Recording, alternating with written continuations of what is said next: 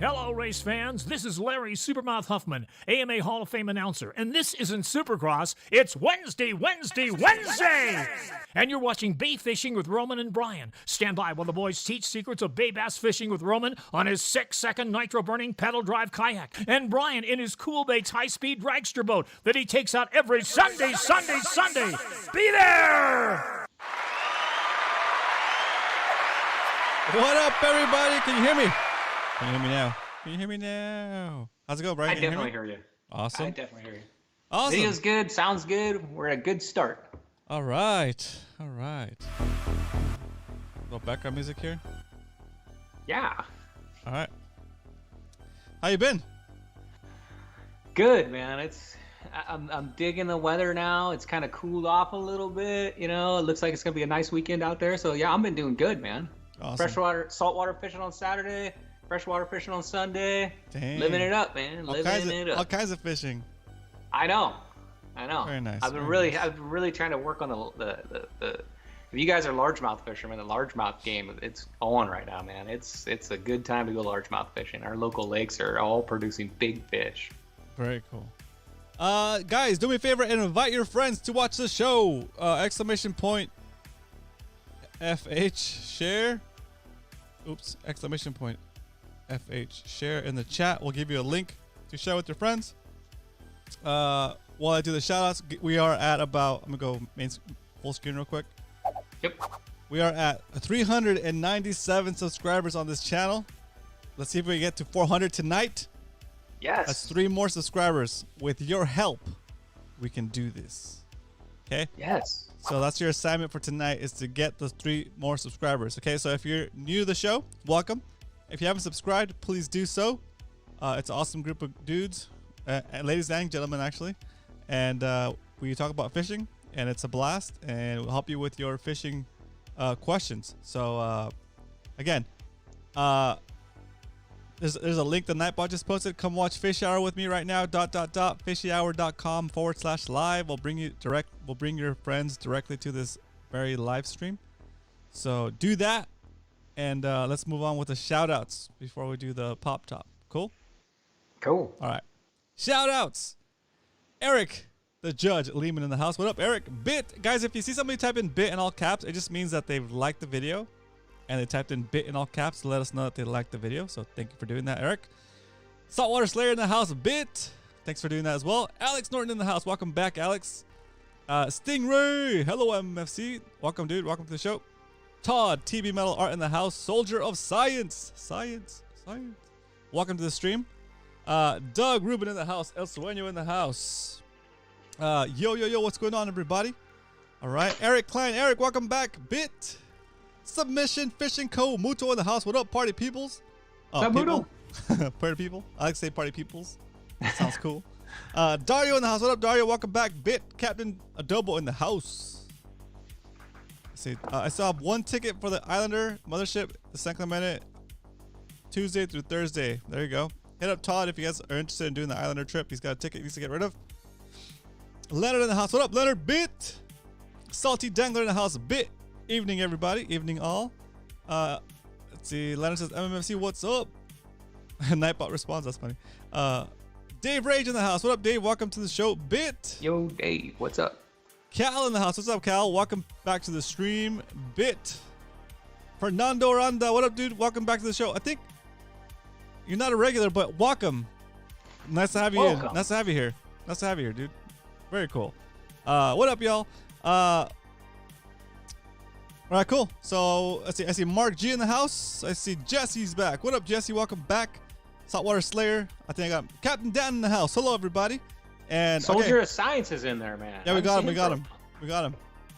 Wait. What? Coming down for a wedding on July 9th. And can you guys recommend a public boat to get on, or if anybody has a private boat I can jump on? Ooh. Man, I would. What are you coming down to fish for? If you're coming down to fish for spotties, man. You could always get one of those little skiffs. Those are convenient and easy. Yeah. Both bays have them. Yeah, exactly. Those are good. Also, you can rent a kayak too. Yeah. Yeah, Eco Boat Rentals rents kayaks too. You can rent a kayak and fish the bay right there. They'll even lend you like a fishing rod. It's crazy. Yeah. All And right. if you're looking for like a charter boat, then there's a bunch of guys that are better at giving you advice on those than I would be. But yeah, there's a lot of those to choose from too. But if he's here for a wedding, he's probably gonna do like catch and release bass. You know, we don't have to like catch a fish and keep it. And it's like, oh, okay, what am I gonna do with all this fish? Just for the sport, then coming Right. down. Tuna day trip. He wants to go out for tuna. Oh wow. Yeah. Hey, okay. Oh, like a day trip. Okay, cool. The charter boats are doing pretty well. They're most affordable, and like then you could go if you want to spend a little bit more money. You have some friends you want to go with. Maybe do like a charter, like a 4-pack with Captain Scotty or Captain Scotty. Yeah, that's what I was gonna say. or you can hit up Captain Scotty if he doesn't have that day available. He can refer you to another captain that's pretty good. Cool. So sure. brothersportfishing.com. Just call him. Talk to Captain Scotty. Let him know what dates you want. And he'll give you the pricing, all that good stuff. And if it's out of your range, you can always do like Cal says. Seaforth is doing good too. Cool. There's a lot of places, and most of these places have websites now, and they have the availability listed. So that's kind of good. Cool. All right. Let's get the show started, guys. We're gonna do pop top, and then Brian's gonna give you a breakdown of what we're gonna cover today. So, on a scale of 1 to 10, 10 being the best pop top you ever heard, 1 being the worst, rate this pop top. Seltzer water, signature Walmart brand.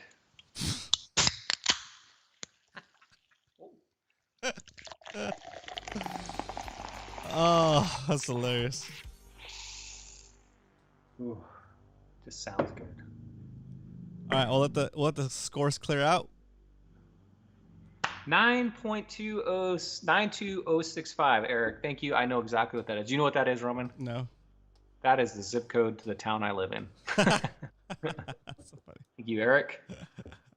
889. Thank you, Saltwater nice, Slayer. Sweet. nice, 10 coming all the way up from Saltwater Slayer. He's all the way up in, is it Orange County or Long Beach? You're way up there. Nice. I want to get up there and try some spotty fishing. We need to plan a road trip up there. So good. Yeah, let's do it. All right. Come. Oh, Cal gave you what? An 8 because of seltzer water. It's better than regular water, but barely. Right. All right, here we go. On a scale of 1 to 10, 10 being the best pop top you ever heard, 1 being the worst. Rate this pop top.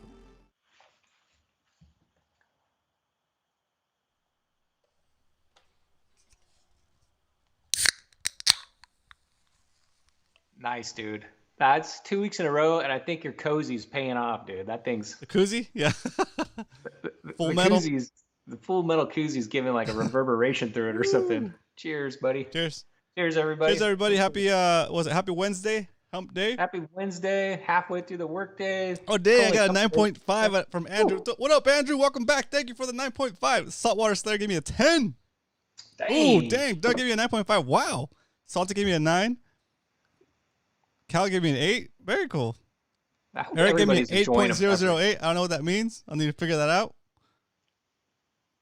What does that mean? I'm curious, what beverages are you guys enjoying? Put it in chat. We want to know. Exactly. What are you, I mean, me and Roman, sparkling water is Fishy like our hour, choice. so. Oh, wait, you're probably drinking the Zevia again, right? Yeah, I'm back in the Zevia. Let me guess by the color of the top. Is that cola flavor? Yeah, it's just regular cola flavor. It's not cherry cola. See, I've been watching you so long that I know by the can what flavor now. I don't even drink it, but I can. Cola. Zero calorie soda, 0 sugar. Sweetened with stevia, contains caffeine.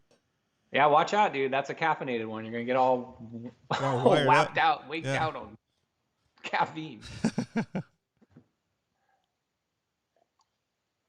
Oh man, Stone Liquid Poem, 9% double IPA. Dang, Dave, you gonna make it through the show? You're gonna fall asleep in about 10 minutes drinking that thing. That's so funny. Sounds good though. Cool, very cool. All right, so if you guys are new to the show, welcome to the show, guys. The show, me and Roman talk about bay fishing, San Diego Bay, Mission Bay in particular, and this is the show where Roman and I try to teach you and us, we learn together into how to become a bay fishing master. That's our goal as a club, as a community. We're all learning, so if you like bay fishing, you're in the right place tonight because we are going to be talking about bay fishing tonight. We start out with the drinks as always. We've got a few announcements to make tonight. Guess what? I'm gonna do another slideshow, and I got a lot of pictures in from everybody on Discord, and some I took myself of our La Jolla outing, so we can talk about that La Jolla outing, which was a lot of fun. Got a few PB shout outs I'm gonna do of people that caught PBs this personal best this week. Gonna share some of those. And tonight's main fishing topic about the bays is finding fish patterns in our bay, Roman, and listening to the fish, finding those patterns. And I think that's something super important to if you're always like, oh, why is this guy always catching fish? Why are certain people catching all these fish and I'm catching one, and I go talk over to Muto and he's catching 30 and Cal's catching 20? What are they doing different than me? I'm fishing the same bait. So we're going to discuss that, and that's about talking fishing patterns. Perfect. And then movie review, and then we're out. Perfect. Real quick, some more shout outs. Gigi, welcome back to the show. I see Dave Rage already. Dave Rage. Did I have Dave Rage already? Yeah, Dave Rage. Yep, I shouted him out. Sound in the City. Sound fishing now. Welcome back, Bit. Mark G says Gigi is my daughter. Cool, very cool, very cool. Welcome. I see. What else is in here? What else is in here? Oh, that's what you're talking about. Salty said he's having those Mai Tais from Cutwater. I didn't try the Mai Tai, dude. We had the margaritas. So the Mai Tai is pretty good. I gotta get a 6-pack of that.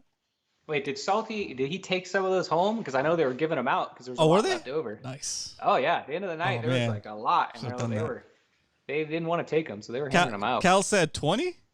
Question mark? I wish. I'm sorry, Cal told me. Why does Brian just look at the water and why does Brian just look at the water and he gets bit? That's funny. Not true. I'll explain that too. It's not true. Oh man, they are fishing harder. So that's very nice. What kind of candy did Eric have? Oh, Eric had candy? Nice. What? Nah, I don't think he had candy. Seems candy? Right. Yeah, right. All right, so okay. Announcements. Here we go. We got announcements. Okay, so last week Leonard mentioned, hey, have you got any progress on that line category with the IGFA? So if you're new, I don't know how long I've been trying for this, Roman. 6-8 months I've been bothering the IGFA, which is the group that basically stores all the world record fish. They're like a legitimate organization. If you catch a world record fish, you have to submit it. There's a process. You have to have a certified scale. So IGFA is the world records that I recognize, just because there's a process to do it. I'm not saying that they are all the world records, but that's the IGFA is what I recognize as world records. And I've been talking to them about getting a line category for the spotted bay bass.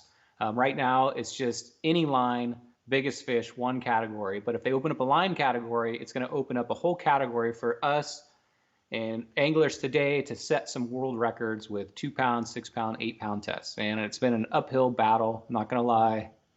I talked to Jason down there, and it was hot and heavy when I first started, but they're kind of giving me the cold shoulder right now. I got an email yesterday saying basically that COVID's kind of screwed up, and they're going right now. They're just trying to catch up with old business, no new business. Basically, what he told me. So they're catching up with old business. You tell this is pre-COVID business. It is old business, lady. Yeah, and that's what I was telling them.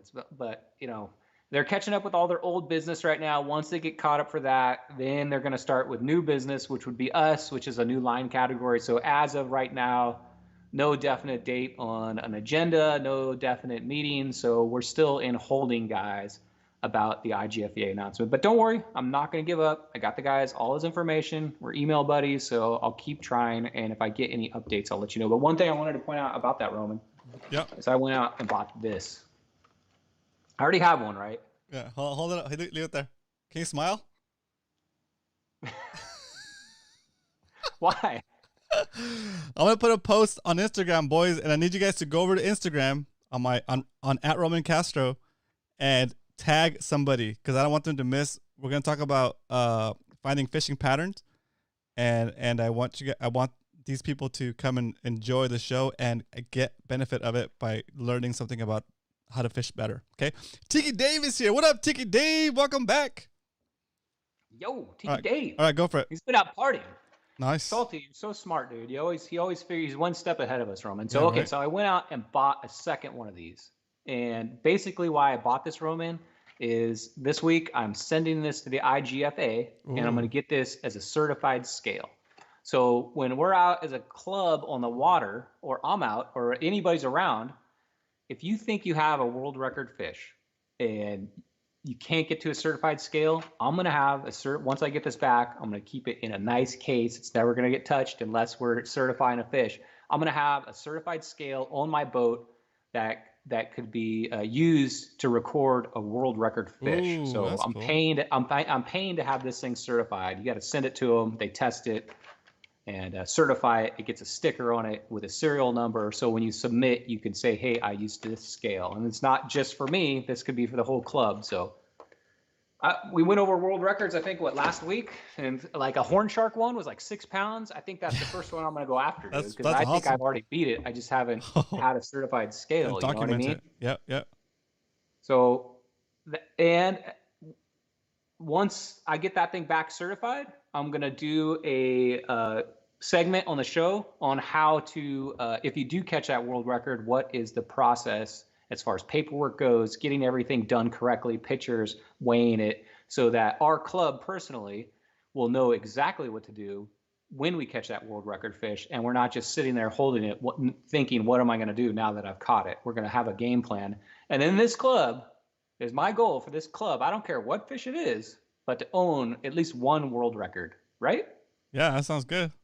Sounds good. I mean, some of these fish are only in our local waters, so we're just fishing against each other, right? Or somebody that's already set the world record. So that's the goal. And that's where we're at with IGFA announcements. Awesome. Yeah. You got a flag announcement, Roman? I do. I was typing the post. I'm trying to figure out. Okay. Flags shipped. So it should have gotten them either today or tomorrow. If you haven't gotten them today, you might get them tomorrow. I'm all caught up with the shipping on that. So if you guys are new to the show and didn't realize that we had these flags available again, here we go. It's a quick little announcement, quick little commercial.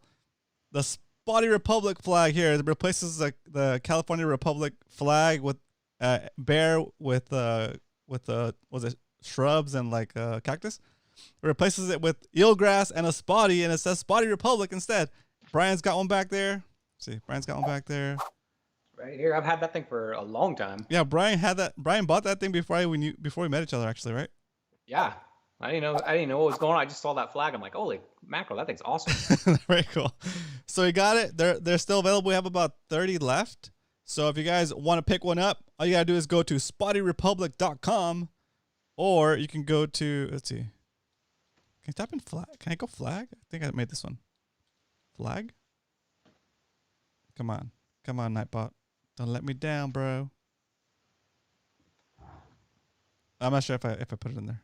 We'll see. Anyway, spottyrepublic.com on any. There it is. Get your Spotty Republic flag here. Spottyrepublic.com. It'll take you directly to the order page on my shop.romancastro site. Or there's also the MMFC shirts.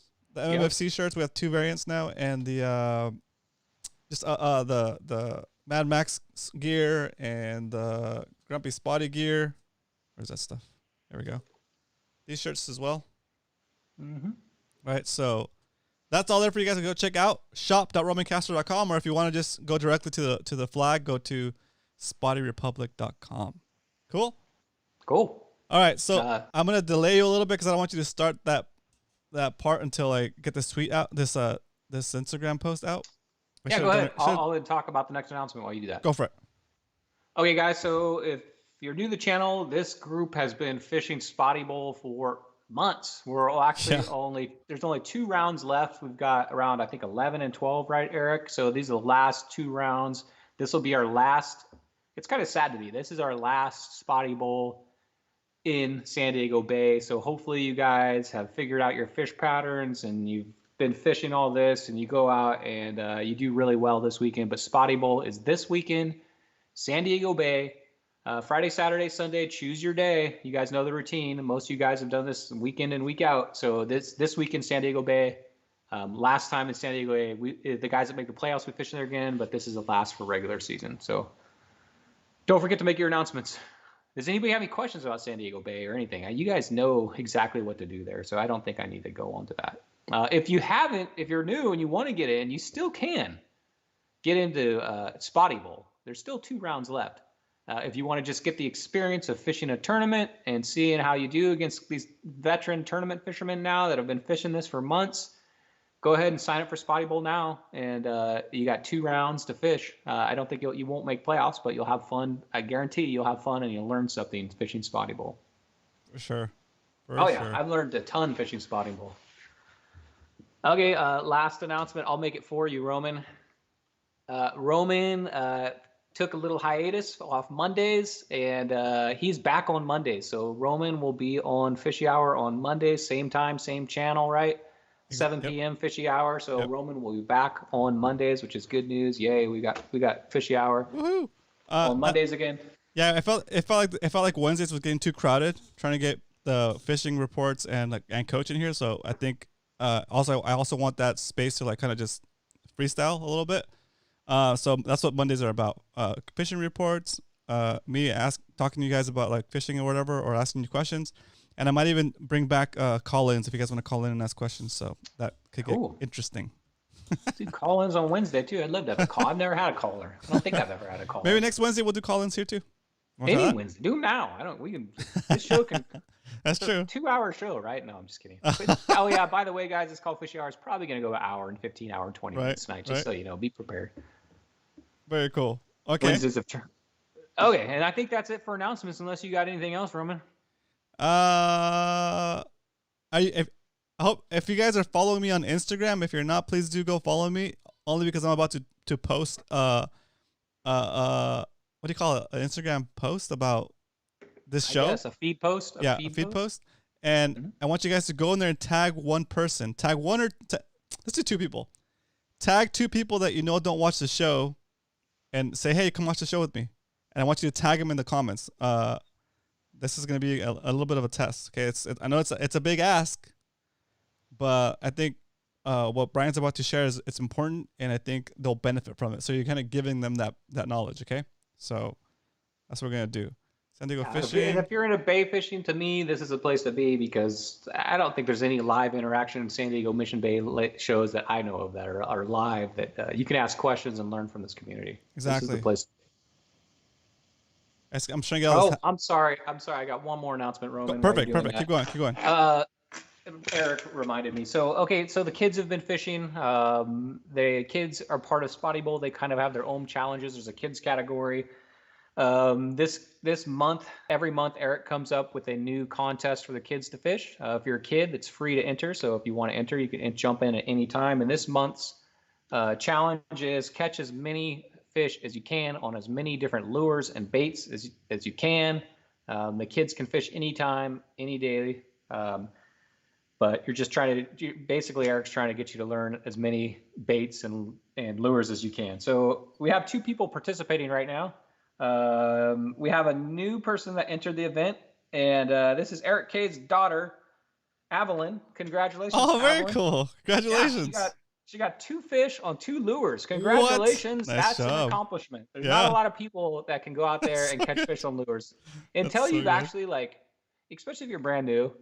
Most people start out with bait, cut bait, live bait, whatever. Yeah. And actually go to the store, choose a lure, and catch a fish. And that process is much harder than you would think. It just doesn't come naturally. So Evelyn, congratulations. I don't know if this is your first fish. You may be a veteran fisher by now. I'm not sure. But you got 2 on 2 lures, so you're currently in 2nd place. Keep up the good work on that. Okay. Very nice. And then we got a guy that's shredding it up. I mean, geez, if he was in Spotty Bowl with adults and he pulled this out, he would probably still win it. And that is Amir, which is Saltwater Slayer. He's up there. Roman, he's caught 15 fish on 15 different lures or bait. That's awesome. At the end of this, Eric, I would love to see a list of the lures he's caught, because that's crazy. If you're capable of catching a fish on 1 lure, that's awesome. But if you've got 15 fish on 15 different lures and baits, that's incredible. Accomplishment I don't think I could do. And you must be putting a lot of time on the water. That's going to pay off. Get a job, Amir. I was kidding. That's going to pay off. That's cool. Super cool. Because out of those 15, you're probably going to find 2 or 3 that you really like, and you're weeding through those, and you're going to find 2 or 3 that are going to be your confidence baits. and those are the ones that you're going to take out, and you're going to have your 10 fish day, your 15 fish day. Oh, he's in here. 2 geeks. What up? Amir's in here. 2 geeks. Oh wait, I'm sorry. I thought Amir was over. I'm sorry. It's 2 geeks. Sorry, Yep, 2 geeks. yep. Sometimes I get confused. All right, boys. So We're about to. congratulations, 2 geeks. Very cool. We'll do a round of applause from the live studio audience.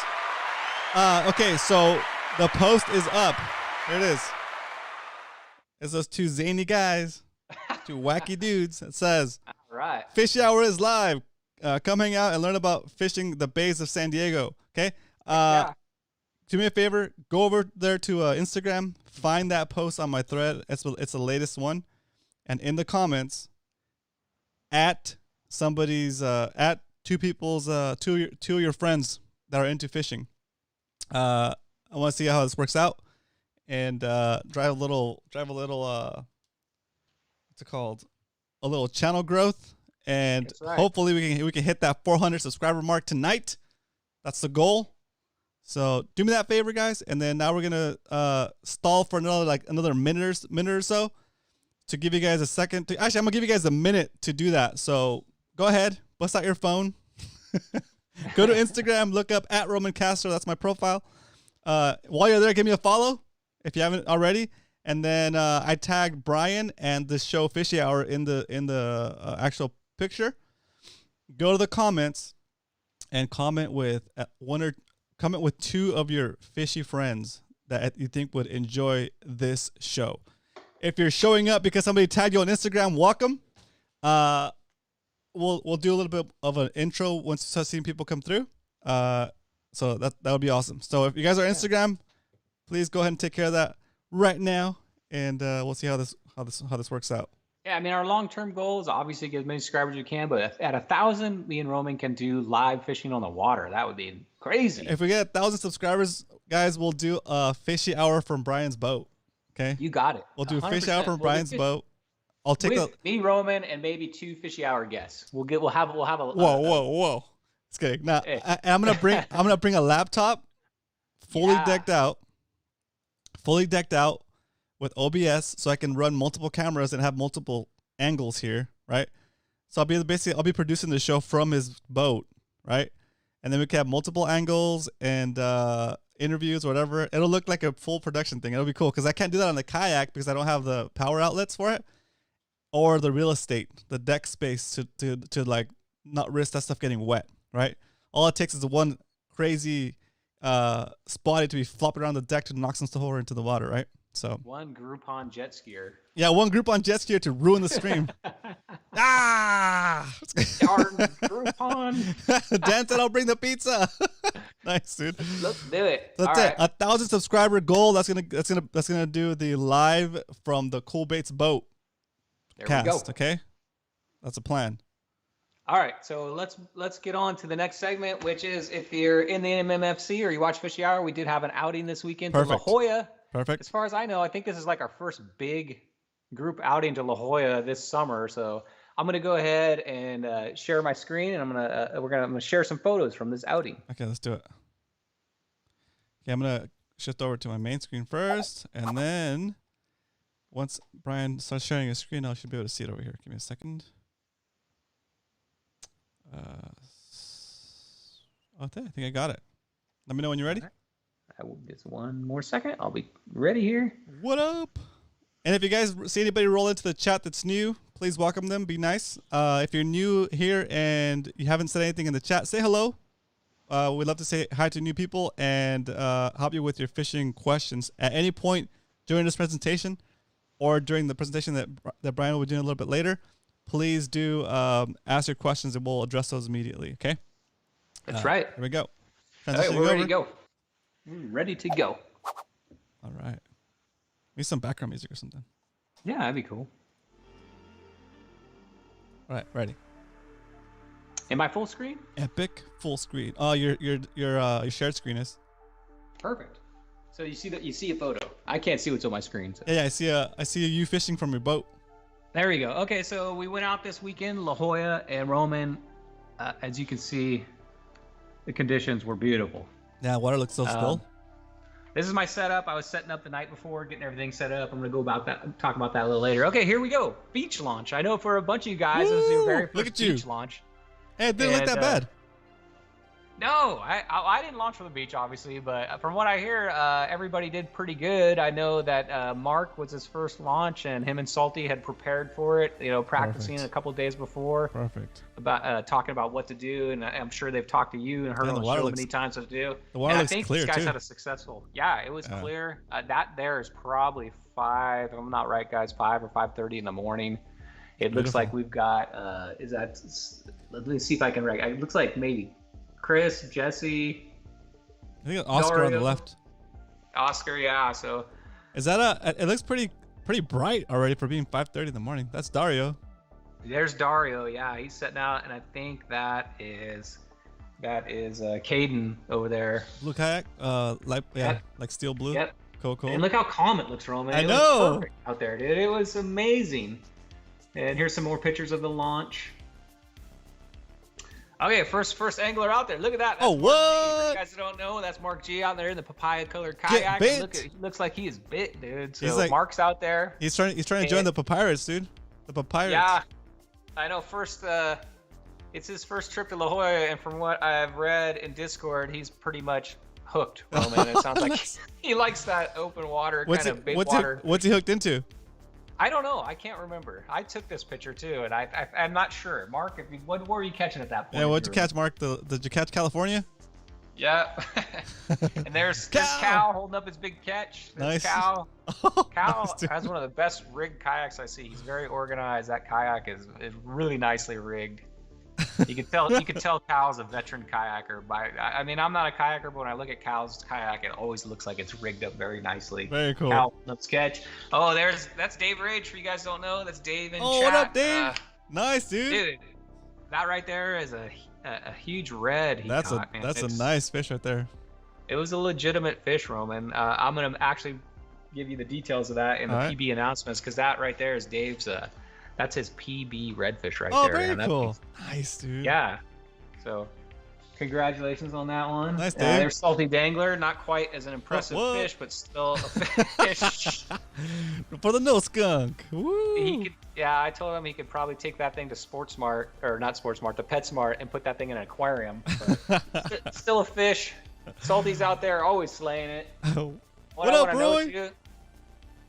Is it looks cloudy out there, but that's deceivingly sunburn time, dude. So look at Salty Dangler. He's got the shirt, he's got the buff, he's got the hat. Yeah, you got to.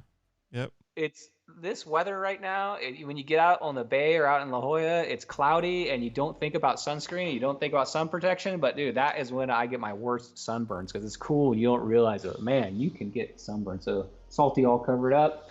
There's me. I caught a sand bass, pretty big one. I think it was a little over 4-pounder. Had a huge gut on it. There's Cal, a little further in the day.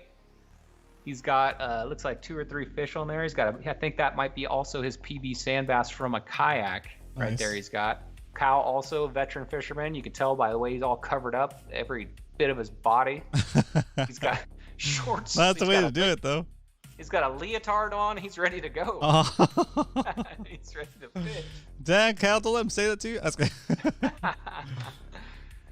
Salty Dangler again out there.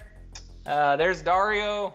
Dario's looking back. Looks like he's jigging something, and behind him looks like somebody's on a fish. I think that's Jesse behind him. Nice. Catching fish. But Roman, man, everybody. The cool thing about this La Jolla trips, I think everybody throughout the day was catching fish. It was just one of those.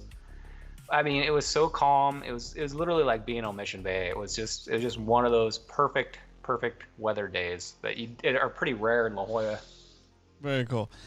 Guys, if you shout out to Cal. Thanks, Cal, for jumping on that post and tagging a couple of your friends. I appreciate that, sir.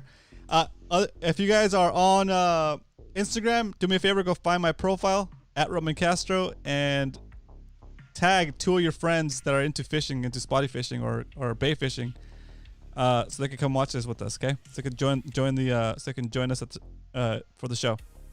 Go ahead. Sorry. No problem. Cal said yoga pants. Cal corrected me. Yeah, he says yoga pants. Yeah, the yoga pants, whatever works for you, Cal. And that was Jesse's main. It's crazy. Jesse went from his pontoon float tube to a kayak that week, and his very first time out on a kayak was into La Jolla. So Oh, very cool, Jesse. Job, So, Jesse. so that's Jesse in the background. No, that's not Jesse. That's Salty back there. That's Dario up front. Dario catching that's right. That's right. really nice rockfish there. But yeah, Jesse's first time, man. Way to break in your kayak properly. Very cool. Right to La Jolla. There he is. There's Jesse on his new setup there. Looks like he's There he catching is. himself What some up? bait. Nice, dude. Nice Mac. Very cool. I caught a redfish on an A-rig. Wow.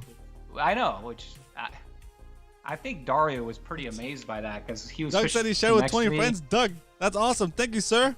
Oh, you shared Doug. it. You didn't tag them. I got it. That makes sense. Okay, cool. Thanks, Doug. Woo. And there's Chris out there. Chris is out there, also catching fish, man. He's out there enjoying the awesome weather. Looks like he's covered up too. Nice. And there's Caden, who's also in chat right It's now. a and huge. yeah, that's his PB calico right That's a there. good I believe calico right that's there. We get a PB shout out later. But man, Roman, just look at the water I condition. know, it's so Whoever clear. took this picture, what a great picture. It looks like a professionally took. I mean, that is a killer picture. Looks like somebody trained at the. Looks like somebody professionally trained at Disney. Yeah, there you go. I was taking the photo pass picture person took that, but yeah, I mean, I don't know, just the reflection on the water, you know, the calm water, the kelp Yeah. in the background. I mean, to me, that's like what La Jolla is all about if you're lucky. So that's a nice fish right there. Very cool. I see. Picture of my rig. I see Oscar's in here. What up, Oscar? HTX Polestar in the house. MMFC Texas chapter. Welcome, Oscar. Okay, and then this picture right here is obviously not taken by pro me. I took this Saltwater picture. Slayer says I don't have any friends. Aw. Oh man, you do right here. We're your friends. Yeah, we're your buddy. friends, dude. All right. But you know what's funny, Roman, is you think about that, and I wouldn't know any of these guys if it wasn't for the chat and the show. So it's pretty cool that, I mean, basically we all became fishing buddies through this, and now I can look at a picture. I know exactly who I'm. Most of the time, I know Oh, yeah, exactly that's who true. I'm talking about. You know what I mean? Yeah. Like these are guys that now I've been fishing with for an entire year, so they became my fishing buddies. Okay, there's a long story to go with this. Uh-oh. Man. Dang. Bendo.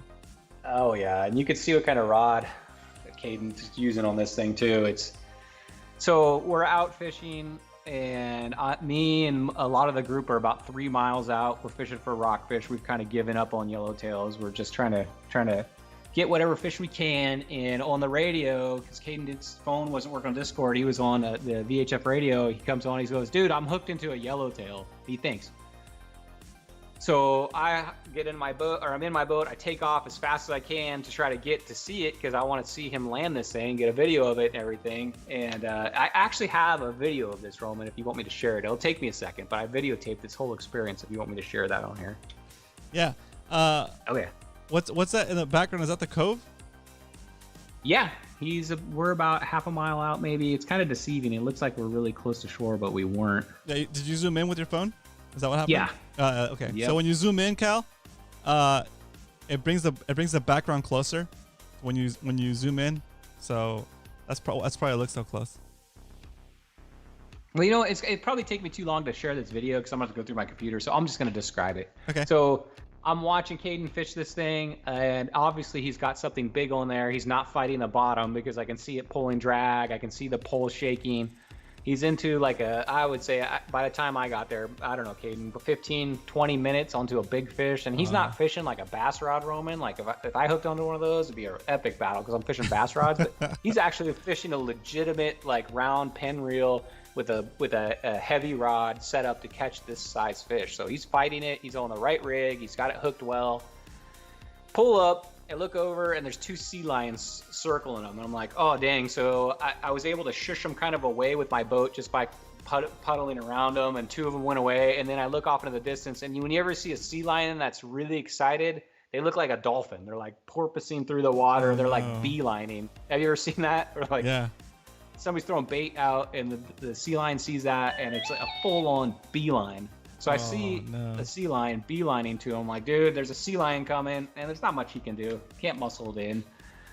And within, I would say, 5 seconds of that sea lion diving underwater behind his kayak, that sea lion grabbed that fish, which we're assuming was yellowtail, had all the signs of yellowtail, and broke it off. Oh, what? That sucks. I know, it was to be out there and see it was heartbreaking for him. He actually took it really well. It was more, I was more heartbroken for it because I really wanted our club to get a yellowtail that day out there, and that was our best chance. And man, missed it by that much, man. The stupid and as soon as the sea lion got it, he kind of brought it up to the surface and shook it to show it off. You know what they do, and then took it back down. So didn't get a good look at it, but we're about 80-90% sure he had a pretty good yellowtail on there.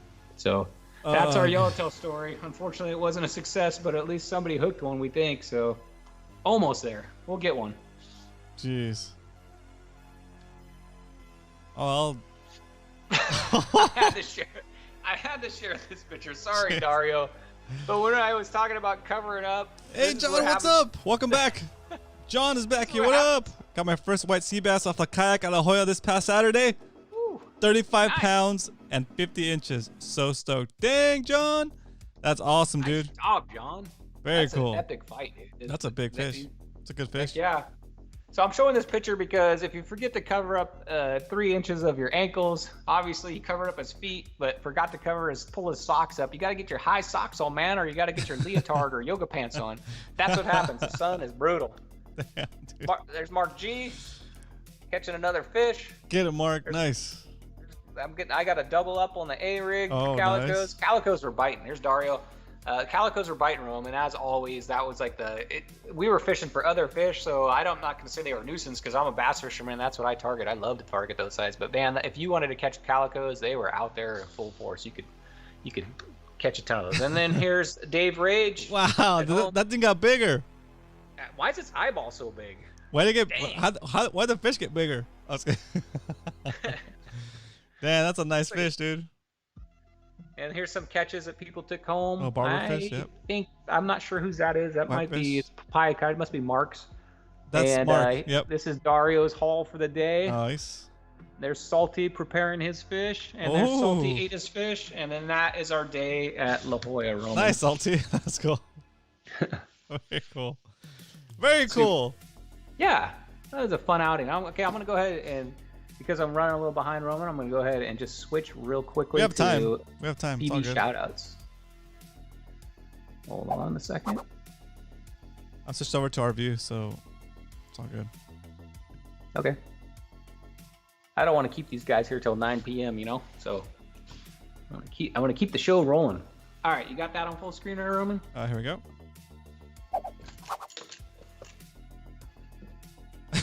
Oh yeah, we need to do a graphic for this. We need a graphic. I know my graphics. We'll do a graphic for it. Trust me, guys that are just joining the show. This is a graphic made by me, not Roman. So that's why it kind of looks like this. Romans would obviously require. We're working on a new graphic, and Roman and I want to work on some kind of soundbite for this too. I think that would be pretty cool. That'd be fun. PB shoutouts might not be every week, but we're gonna, as people are catching PBs and sending them over to me, we're gonna go ahead and share some PB shoutouts. First one, Cal. That came from La Jolla. Yeah. Oh man, that could have gone 17 and a half easy. Yeah. His mouth is open, Cal. Disqualified. Yeah. Docked you 2 inches.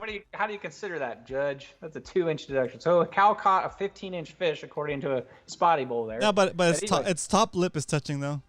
Yeah, I mean, when you're not in a tournament, that's a fine. It's still over 17. That's awesome, Cal. Super cool. This is Cal's PB from a kayak he's caught bigger on sports boat. It's 17.25 inches. It weighed in at 2.16 pounds. He caught it in La Jolla. He caught it slow jigging. He found marks at 20 to 30 feet just outside the MPA, which is just kind of as you're getting away from the land in La Jolla, on a slow fall jig on his Daiwa Alexa 200 with a Phoenix Titan M8 medium heavy rod, 65-pound braid with 30-pound mono leader, and that is Cal's PB spike. Congratulations, Cal, from a kayak. But this is his PB, I guess, from the this is his PB from a charter boat. Oh, nice. All right, second PB shout out, Saltwater Slayer. Boom. I'm correct on saying this is Saltwater Slayer, right? I think so. Saltwater Slayer. And this is the kid that said, "There's no fish up here. There's nothing that's warming up no now. Fish up here." So yeah, he's warming up now. So this is his PB spotty at 16 Ooh, nice, dude. 16.5 inches, big one. And he estimates it over 2 pounds. He caught it on a 1-hour session at Channel Islands on a 3-inch paddle tail on a warbait underspin. Very cool, dude. Congratulations. Yeah. Thanks for sharing that info. Nice, dude. Very nice. Okay. Next PB is Caden with a La Jolla trip. This La Jolla 20-inch calico, 3.3 pounds. He caught it on a surface iron, Roman, which those things will bite that. He saw a kelp patty, chucked out a surface iron, and within 5 seconds of it hitting the water, that thing nailed it, and he got his PB calico. Congratulations. Very good. There it is, the picture of it on there. Okay, here we go. PB here. Oscar, awesome fish, dude. This is PB sand dab. No info on it from you, Oscar, but there's this PB sand dab. It's a sand dab. It's his first sand dab, so it's his PB, right? That's right. Yeah. So it doesn't have to be a giant. It can be just a PB. All right. Next PB is Jesse. Jesse, man, this weekend at La Jolla produced a lot of PBs. Yeah. 19-inch, just over 3 pounds. Sand bass caught. I guess that your kayak's working, Jesse. Jesse, did you eat that? He must have. Yeah. Yeah. Yeah. How was it? Jesse, if you're in the chat, Jesse, let us know how it was. All right, go for it. He caught this La Jolla this weekend on a 125-gram slow fall jig, green color with a heavy jig rod. Bit it on the sink. He basically let the jig go in free fall, and he was watching his reel, and that thing slowed down all of a sudden. So it was an end before it hit the bottom, so indicator there was a fish.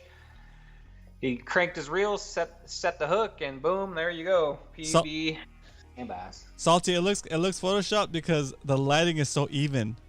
The sky's overcast, so it makes everything kind of like, it doesn't look like it's a regular outdoors picture where it's like midday, bright sun. The light is just very even because of the cloud coverage. Very nice. Okay, and can I make one comment, guys? Yeah. If you're gonna take these pictures too, it's so much easier if you could turn the phone sideways so it fills the whole screen. But these pictures like this are really hard for me to get on my screen. I'd have to stretch it all out. It looks kind of funny. So if you're gonna take a PB, at least take one of them sideways for me. Very cool. Dave Rage. Look at this guy. Okay. Well, let me ask John. Hey, John, are you subscribed to this channel?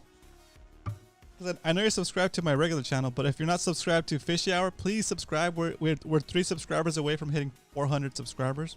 So I know you're not. Yeah, I know you're not regular, but we'd like you to be. So yeah, please do. Welcome. All right, Dave Rage, man.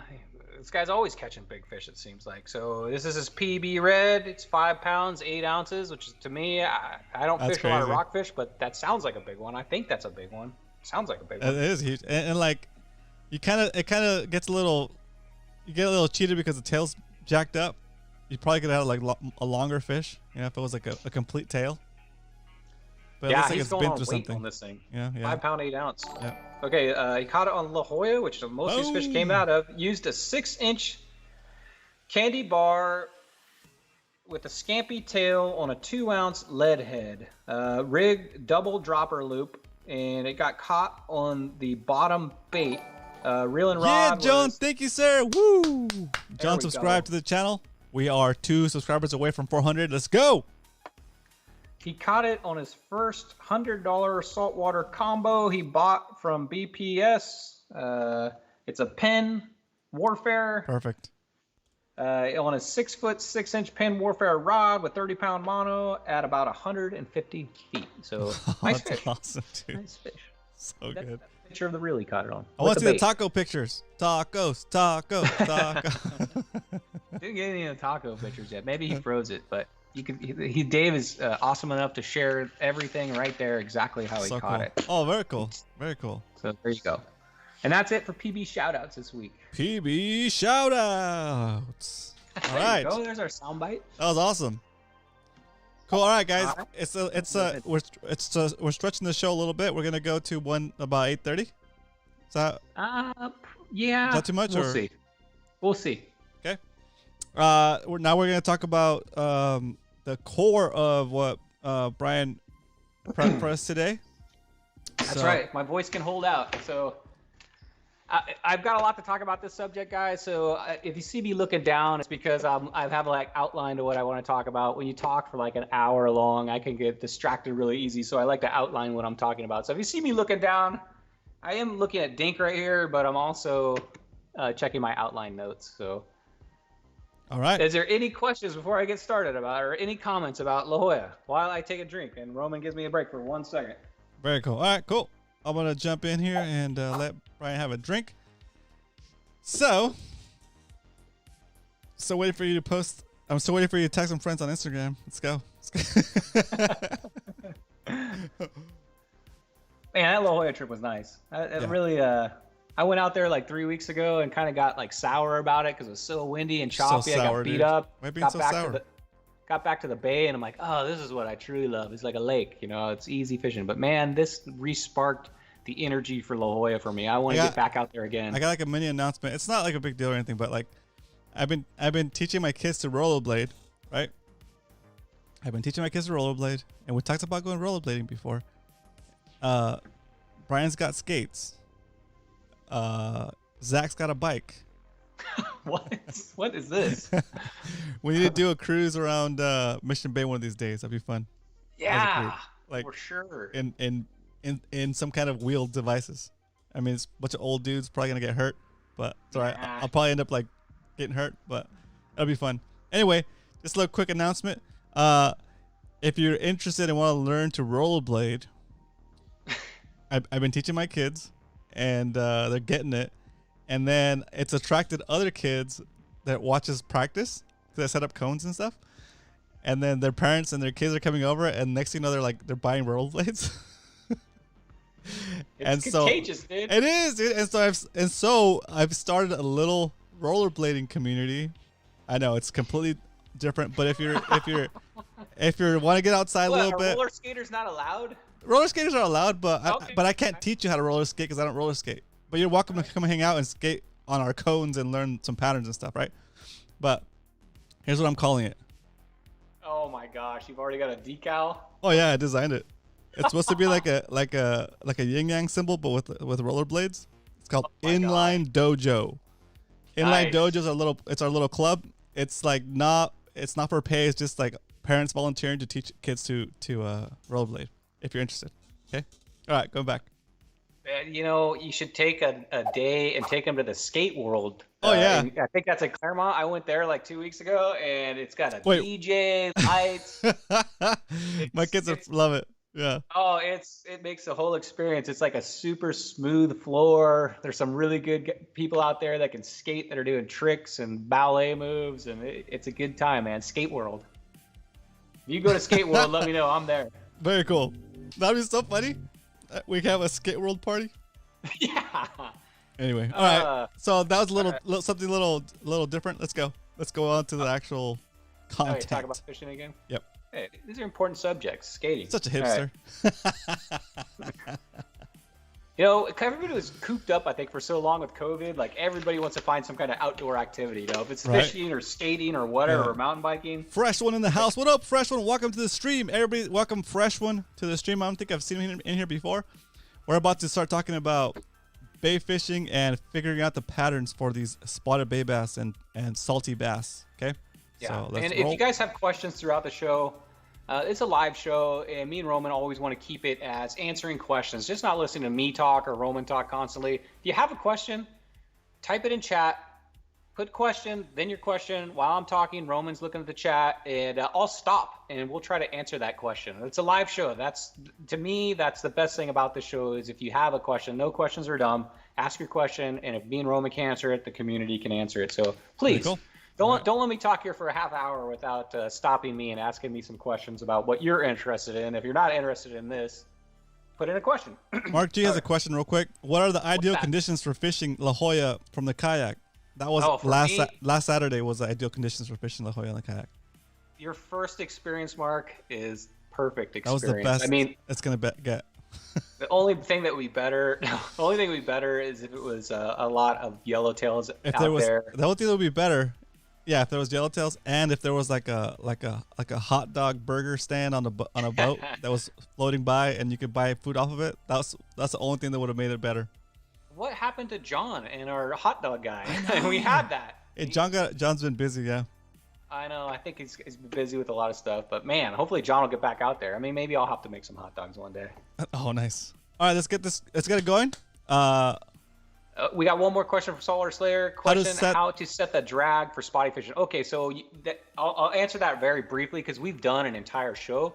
If you go back, I wish I could tell you the exact date, but there's a show where me and Roman go over on exactly how setting up a drag. But basically, you want about 20% of your line weight. So if you have a 10-pound line, you want to set that at about 2 pounds of drag. If you're lucky enough to have a scale before you go out, you can set that drag up. So 20% of whatever the line is, that's right about where you want to be. That's the most basic way I can tell you. If you don't have a scale, if the fish is taking drag constantly, you're just winding and you're not gaining any line on that fish, you probably have your drag too loose. If you catch a big 16-inch fish like you did and the fish takes no drag and you're just muscling that thing in, you got lucky you caught that because your drag is probably too tight. So you have to find that medium between there, and you can adjust that while you're out there fishing. And once you get that knowledge, you'll be able to you'll see a lot of guys just pull their line and feel their drag, and you kind of know the feel of it. But the easiest way to do it, 20% with a scale. Yeah, Captain Scotty recommends 1/3 of your line weight, like a quarter to a third of your line of your weakest line weight. So if your leader is He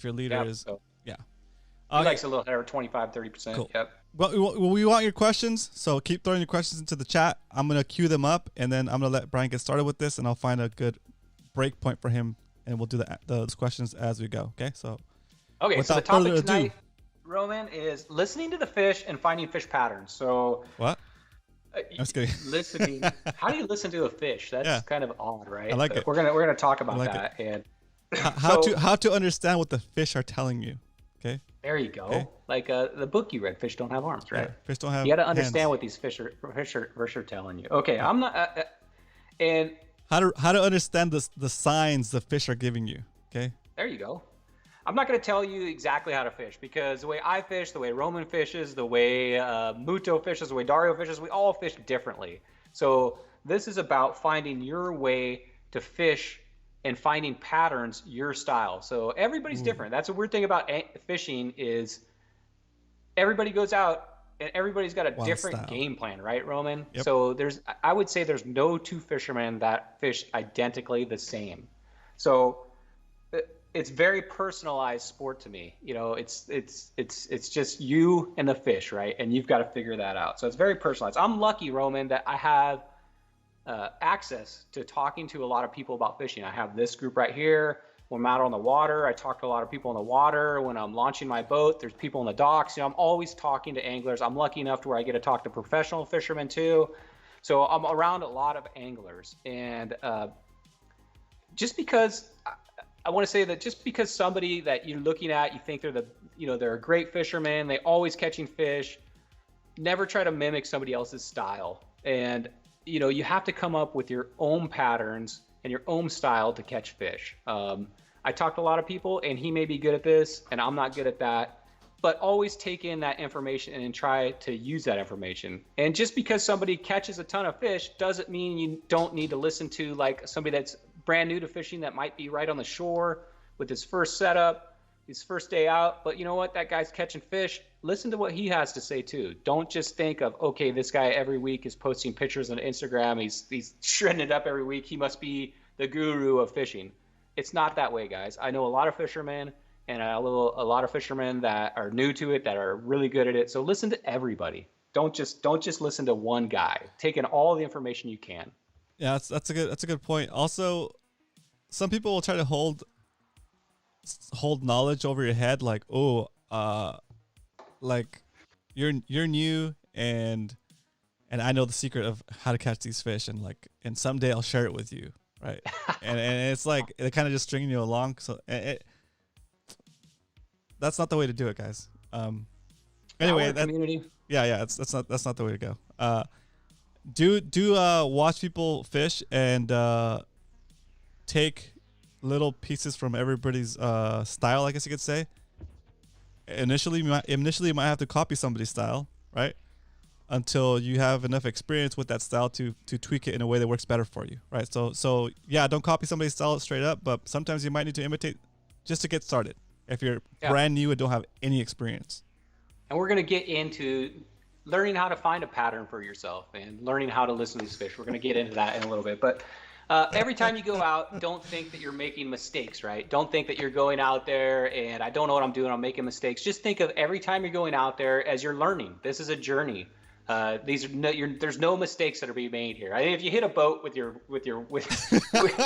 casting, you hit $1 million yacht, that might be a mistake. But what I'm trying to say is, this is all a learning experience. Don't think it was a mistake that you fished the crankbait all day and didn't catch one fish, and you saw that somebody on Instagram said, "Oh, the crankbait's on fire." That's not a mistake. It's a learning experience. Yep. So every time you're out on the water, try to make that a learning experience. That's so funny.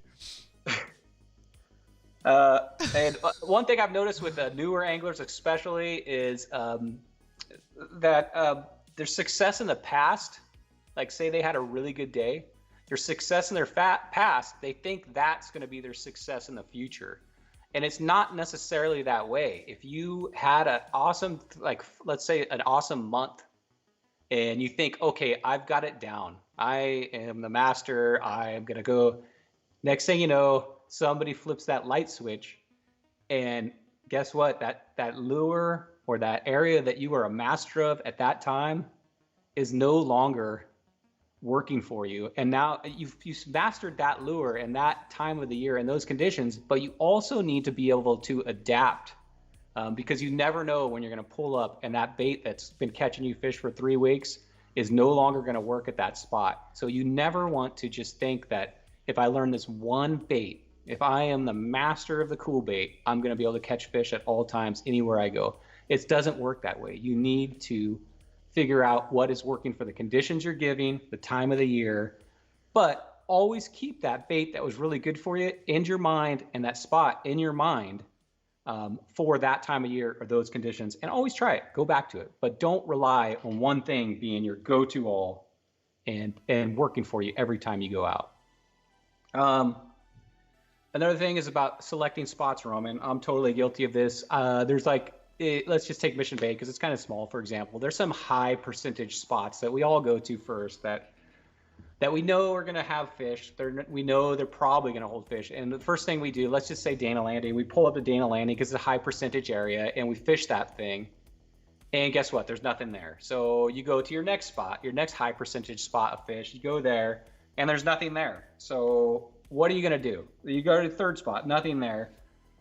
And this is what happens a lot. This happens. You've gone to your 3 best spots, you've caught no fish, and you get frustrated. And next thing you know, you see Dave Rage out there, you pull up, and you're like, you're kind of slouched over, you've been out there for 3 hours, you're skunking, you go, hey, how are you doing? And Dave's caught 30 fish, and you're like, what am I doing wrong? Why is Dave saying the bay's on fire? He's 30 fish in. I've been fishing for 3 hours. I haven't even had it. And the reason is not because of Dave's using like a lucky lure. It's because Dave has found the pattern for that time of the year, that day, and he's working that pattern. And once you find that pattern, if it's only working for an hour or if it's working for all day, when you find that pattern, when you get that first bite, you get that first fish, you get that second fish, you get that third fish on that lure in that area, you have found the pattern, and stick with that pattern until that pattern dries up.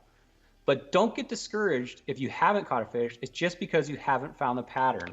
And I'll get into how to try to find these patterns. But Dave Rage, when he's on 30 fish, he's found the pattern. Now no matter what he's fishing, you need to find your pattern. So is this coming across clearly, Roman? It is.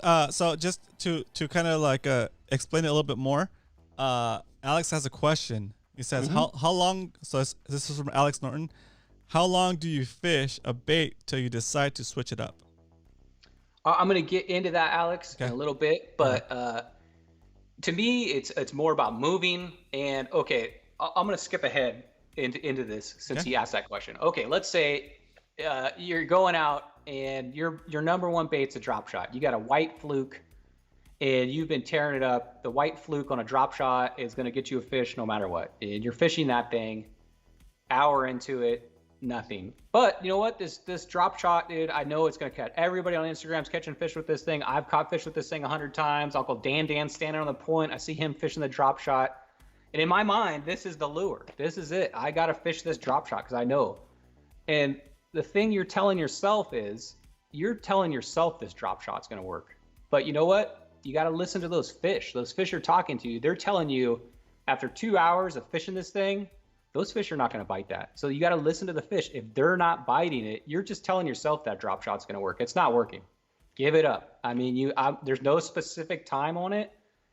I would say if you've gone an hour on a drop shot and you haven't caught a fish, and you've tried multiple spots, of course, maybe put it away for a little bit. That's your confidence bait. You don't want to give up on it, but try something else. You got to find the pattern for that day. If it was working yesterday, drop shot was awesome. You found the pattern. It's not working today. Put that thing away. Stop telling yourself that this is the bait. Yeah. That's what fishermen get. They get in this mindset that this is the bait, and they're telling themselves that. They're not listening to what's going on in the water. So you've got to find that pattern that day. So you switch from the drop shot, you go to a jig head with a swim bait, and you figured it out. Hey, I caught a fish now. Now I've found that pattern. So you have to make up your mind when you're going to stop that. There's no official time. But I would say if I'm fishing a fish for an hour on a drop shot that worked yesterday, but I'm not getting it today, tried multiple spots, try to find a different pattern. And you could stay at those high percentage spots, just try different stuff. Don't get stuck in your mind on that one thing. Okay, so I skipped ahead a little bit, but main thing too, remember, things that are working right now, like I said, may not be working later. So know your conditions. These are things you got to mentally know. Okay, it's cloudy out. It's low tide, it's high tide, the time of the day, the pressure on that spot, pollution, wind, all these things will drive you nuts, right? But you want to visually be looking around and say, okay, something easy to see is low tide. And you know at low tide that this bait is working by the riprap. Mentally note that, so that when you found that pattern, next time you're fishing low tide, you may put that drop shot away, you may pick up that lure bait, and you know that works, and mentally look around and listen to what's going on. Find your patterns, and don't stick to that one bait throughout the day. Find the pattern when that bait was working, and try that again the next time you go out for those conditions. Sorry, I'm going through my notes here. That's perfect. Okay. Okay, here's a good example. Finding a pattern. This is probably the most common, easy way to find a pattern, and you do it just by dumb luck. Okay, Roman, you're fishing. Let's say you're fishing the drop. No, that's not good. You're fishing the cool bait. You're fishing the underspin, and you're cranking. You've been fishing that thing for 20 minutes, no bites, nothing's going on, and you cast it out there, and all of a sudden your phone rings or something. Your phone makes you set the pole down, you answer, you text, whatever. You take a drink, you take a bite of your sandwich, but the bait's still in there, right? Yep. Put it down. You pick up the rod. First crank, boom, you've got a fish. So that is like a miracle, because it's giving you advice on what you're doing wrong. You're probably going too slow, or you're probably going too fast. Yeah. And you need to slow it down. And the way you figure that out is also maybe these fish are getting that on the fall. It's falling down, hitting the bottom. It's rested on the bottom for 10 seconds. That fish is looking right at it, and it's a reaction, right? So next cast, throw that out, let it sit for 10 seconds, watch your line, let it go limp, make sure you're on the bottom. And if you get a bit on that again, then you have figured out a pattern. And sometimes it just comes by coincidence. Right. So those coincidences can be a big help to you. If it's a phone call, or if you just happen to cast in a weird spot, like it's super grassy, and you get a fish over there, that's looking and finding patterns. When you find those patterns, stick to them, keep trying them, because when the fishing's on, it's on, guys. And when you find these patterns, stick to them and get as many fish with that pattern as you can for as long as you can. Nice. That's a good way to boost up your numbers and for fishing. Another pattern, easy one, Roman, is depth. So if you're fishing 20 feet and you're having a good day and you go over to 10 feet deep and you're catching nothing, go back that 20 feet. Maybe they're not biting that spot because you cleared it out. Go find another spot with that similar depth. The surface temperature is totally different. Not so much because the bay is pretty shallow, but the surface temperature is different than it is at different depths. So sometimes those spotties will have a comfort zone. They don't like the 70 degrees up top that day. Maybe it's sunny and they want to go down to the 66 degrees down below. So if you get an opportunity to find out what depth they're at, continue trying to, if you have a fish finder, continue trying to find that exact depth, because that may be where they're suspended. That's another way to go out and seek and destroy, looking for patterns. You have anything to add to that, Roman? Yeah, that's perfect. No. Yeah. The only thing I can add to that is, once you figure out a pattern, like I'm trying to think of it from like the perspective of a new angler, right? Like you're saying earlier, once you think you figured it out, you're gonna go try to do that same thing over and over again. Well, once you figure out your first pattern, let's say your first pattern, you don't completely forget about it, but you don't want to rely 100% on it, but you keep that in like your, I don't know, like I just imagine like a notebook of different patterns you can try, right? And then say you go back, you try the pattern worked before, it doesn't work, then you gotta go start over, figure out the bay that day, and then that's another potential pattern you have in your arsenal, right? We're not talking about baits, we're not talking about setups, we're talking about like tactics or techniques or patterns, like you said. So then when you're cycling through baits, you're also cycling through different types of patterns, different types of retrieves, different types of giving the lures different action, right? So yeah, that's kind of what I wanted to add to that. My most successful spotty days are when I find a pattern and I can take a huge advantage of it. And I know a lot of these guys, the later in spotty bowl, after fishing a while, have found patterns. And when you find that pattern, it's like golden hour. You can just sit there and take advantage because you know what they're biting, you know where they're at, and when you find that pattern, it's golden hour. You're just ripping them in. So patterns is what it's all about, guys. It doesn't matter what type of fishing you're in. If you go largemouth fishing, if you're fishing for trouts in the Sierras, once you find out where they're at, what they're biting, stick to those patterns. That's what most of the best anglers will do. They'll figure out a pattern, stick to it, and take huge advantages of patterns. Okay, do you have? Let me just double check this. Did I miss any questions real quick? All right, guys, pop in your questions in the chat if you have any questions, guys. Well about 15, 20, 15, so was it 13, 18 minutes left in the show? Yep. So, we have plenty of time for questions, guys. Yep, sure do. Okay, so here's something that I'm guilty of, and I'm sure a lot of people are guilty of, Roman. This is a vocab word: zombie fishing. Oh, nice. That's a good one. So zombie fishing. Okay, so all right, you've been fishing for 3 hours, right? No bites, nothing. Most people think, oh, okay, I'm out here, I want to fish.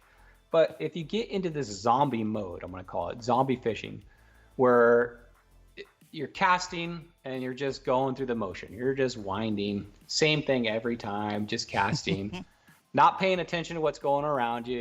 You're just kind of casting in open water. You're zombie fishing. In your mind, you're thinking, okay, what's going on Warzone right now? I wonder if Leonard's on there right now. And you're not really. I'm going to get my KD up, bro. Let's go. This is the worst type of fishing you can do, because you're not looking for a pattern. You're just considerably just doing the same thing over and over again. Yeah. I see what you're saying. You're it's not just like listening dumb luck to the whole fish time. because you're not looking around. Yep. You're not looking for bait. You're not looking for a shady spot. You're not looking at your fish finder. You're just zombie fishing. You're zoned out. You're thinking about rollerblading. You're thinking about hey, I'm starting to think it's personal. You think, and then all of a sudden you're like, oh, okay, maybe I'll change it up and I'll do a pause, and then you get back and you're thinking about, I wonder if I could get better gas mileage on my car and then you're just not, you're zombie fishing. You're just it makes sense.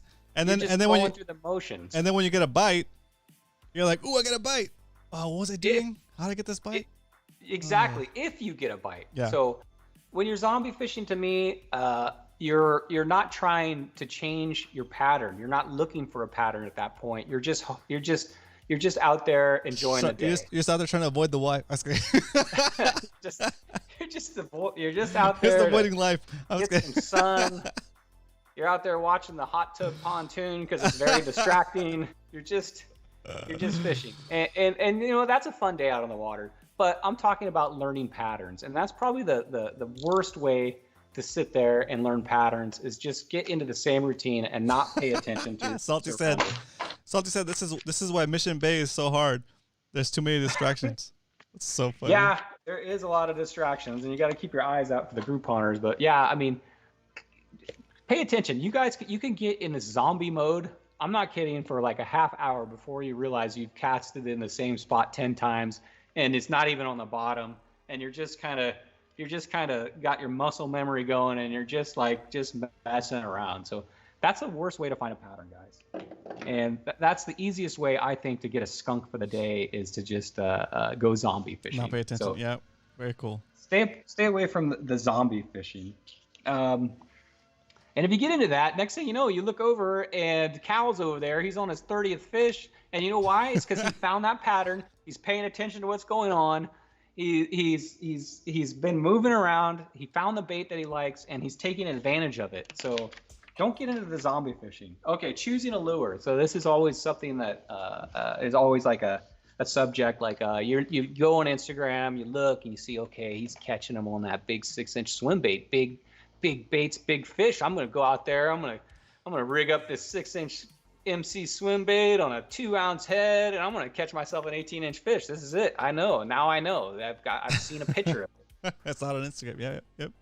Yeah. So choosing a lure, guys. We all go into Walmart. We all go into the bait shops. We all go into Bass Pro Shop, and you're just like overwhelmed. You've seen all these lures on that people use, and there's bright, shiny boxes, and you just start buying everything, just 6 different colors, and you think, okay, I've got 30 baits. There's no way I can go out. One of these is going to work. Well, guess what, guys? I think if you're new to fishing, you should talk to people, find out what's working. Talk to Roman, talk to me, talk to anybody in chat. If you're new, so that's a little hard though. Like if you're new, don't know what to ask. Like sometimes if you ask the wrong person, they're gonna totally discourage you from even attempting it. You know, it's a learning curve. Yeah. You can go into your local tackle shops, ask them questions, and it's a learning curve. You get 3 different answers from 3 different people, but that's where you have to start. You have to start somewhere.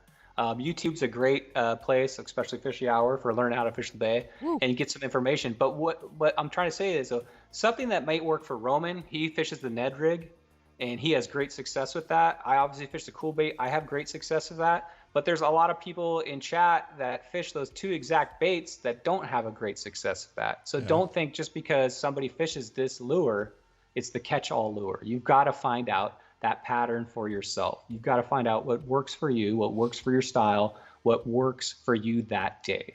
So my advice is when you go to the store, buy 3 lures that you have heard about, you think they're good, take all 3 of those out, and try to get really good at those 3 types of lures. Obviously, if you don't get bit at all, and you talk to people, and it may not be a good lure for the bay, that you may want to switch, but in your arsenal, your first 3 lures, don't try to get good. I mean, at 15 lures, like some of us are, but the kids challenge. But try to get really good at 3 lures, Roman. Very cool. Oh, that's good. That's a good goal. Do you feel you're already good at 3 lures? If you feel that you're already good at least 3 lures, what 3 lures are those? Put it in the chat. Muto said, Cal's gone from 20 fish to 30 fish. And Leonard said, yeah, 10 more fish in less than an hour. That's pretty good. I know Cal's always usually out there catching a lot, so I like to use him as an example. So, so funny. So yeah, learn 3 lures, get really good at those 3 lures, and then you and have 3 good confidence baits. So for me, I'll just say my confidence bait: A-rig, cool bait. You know, I've got some confidence bait, crocodile lure. I got some baits that I'm confident with, but that's not all I fish. But those might be during a tournament, the ones that I break out that I'm going to use on a consistent basis. So don't try to learn at the beginning 15 baits. Don't sit there and go off of what everybody else is good at. Eric said his top 3 baits are A-rig, A-rig, A-rig. Okay, well that's interesting. Eric says that though, because you take an A-rig, and guess what? You can set this thing up infinity different ways. That's true. So just because I say go get yourself an A-rig, we've done a show. When you buy this A-rig, it comes with nothing on it. You also have to decide what you're going to put on it. So the A-rig's awesome, but this takes a lot of time to figure out exactly how you like your A-rig. Because my A-rig, if Roman fished it or Eric fished it, probably wouldn't work for them because they set up for different weights for their setup. So A-rigs can be more complicated than you think. That's awesome. There's what was I mentioned? Oh yeah, Arnie said he's got some MMFC photos from the Ohana event. Where can we see those, Arnie? Are they on the CCA website or did you post them somewhere else? Let us know where you posted them. Yeah, and even on my show, I'm bleeding from hooks. Oh jeez, did you just get yourself? I can't go anywhere. No, nothing. Oh jeez. I'm just every time I go fishing, I'm bleeding. What's going on here? I'm not even fishing. All right. Okay, and then there's the guys that, and we get caught into this a lot. When you get out on the water, I've got an entire tackle store basically in this boat, and this is a big mistake everybody makes. They cast a bait 5 times, really, and this is not working. Boom, a tie on another. Yep. Go for it. This isn't working. This isn't working. This isn't working. And you're on your 10th bait and you haven't caught a fish. And this is what really screws up trying to find that fishing pattern. Like I said, my most successful days are when you can find that specific bait and take advantage of that pattern for that day. And when you do that, when you're tying on a bait every 5 casts, every 10 casts, only spending a few minutes on it, you never give it a chance to figure out if that's the pattern for the day. Oh, right, right. Too many variables. Don't get sucked into too many colors. Don't get sucked into having 20 baits on your boat that day and thinking, I'm going to use all 20 of these and figure it out. Try to find the patterns with your 3 confidence baits. Those will usually work for you. And if you're not fishing Spotty Bowl or a tournament, that's the perfect time to try that kind of stuff out. Find a pattern and get good at fishing a different bait.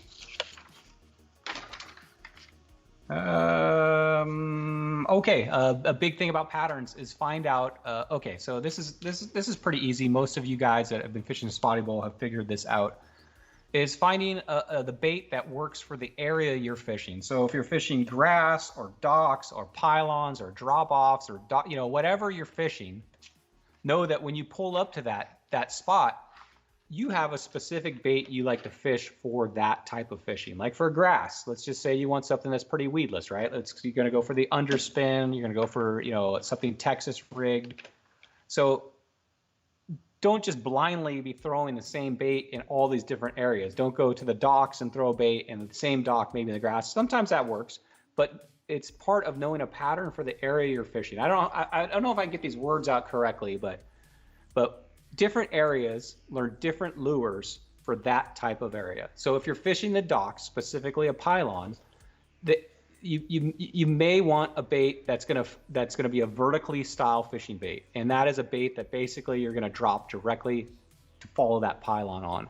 If you're fishing grass, you're probably not gonna fish that. If you're finding a rock pile, you would, but if you're fishing grass, you're not gonna have a good success rate if you're fishing just a vertically fishing jig like you would on the pylon. So you need, if you're new, you need to figure out where these baits work and when to use them also. And that's part, and once you figure that out, that's part of finding these fishing patterns also, Roman.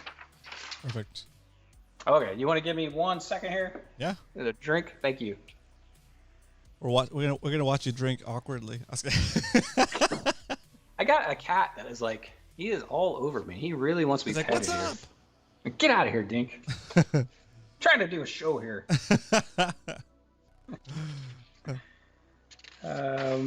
Okay, casting, Roman.